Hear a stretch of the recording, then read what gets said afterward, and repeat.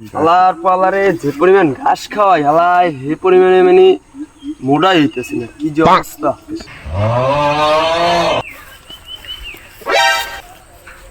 জিল্লু ওই জায়গায় বয়ে বয়ে কি করে?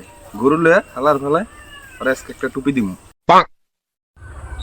কিরে জিল্লু, কি অবস্থা? আমার 500 টাকা ধার দে না। বেড়া 500 টাকা থাকলে এক্ষুনি আমি তোরে আল্লাহর কসম লাগি, এখন সত্যি কথা কয়, কয়টা আছে?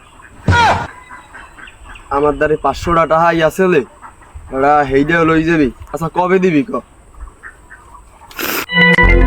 2-3 তোর আল্লাহর কসম তুই সত্যি কথা কত, কবে দিবি?